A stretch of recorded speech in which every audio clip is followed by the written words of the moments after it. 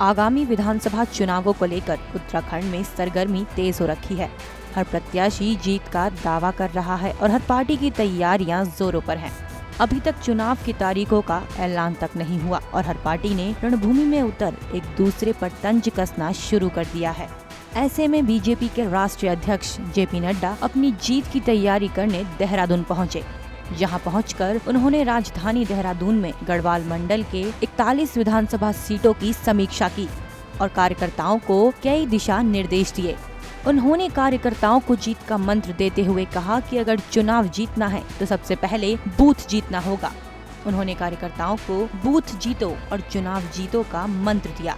दरअसल प्रदेश की 41 सीटों को संभालने का सारा भार नड्डा को ही सौंपा गया है, जिसके चलते गढ़वाल मंडल की 41 विधानसभा सीटों पर नड्डा बीजेपी का दमखम परखेंगे।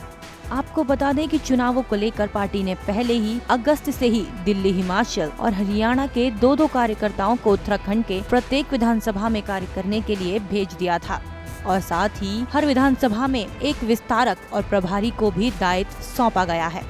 साथ ही जानकारी के मुताबिक जेपी नड्डा राज्य की सभी 70 विधानसभा सीटों का फीडबैक ले रहे हैं। ये फीडबैक पार्टी ने विभिन्न सर्वे रिपोर्ट और संगठन के नेटवर्क से प्राप्त सूचनाओं के आधार पर तैयार किया है और इसी फीडबैक के आधार पर नई चुनावी रणनीतियां बनाकर चुनाव जीतने के लिए कार्यकर्ताओं को टिप्स दे रहे हैं। बीजेपी का एजेंडा बिल्कुल साफ है। बीजेपी बूथ स्तर से लेकर प्रदेश स्तर तक अपने संगठन को मजबूत करने में लगी हुई है ताकि कहीं से कोई भी चूक ना रह जाए और इसीलिए सारे कार्यकर्ताओं को चुनाव की जिम्मेदारी दी गई है। इससे साफ जाहिर होता है कि बीजेपी अब चुनाव को लेकर फुल टू एक्शन मूड में आ चुकी है। अब देखना ये होगा कि बीजेपी की ये रणनीति आगामी चुनाव में काम आती है कि नहीं। क्या बीजेपी की ये बूथ पॉलिसी बीजेपी को प्रदेश में सत्ता दिला पाएगी?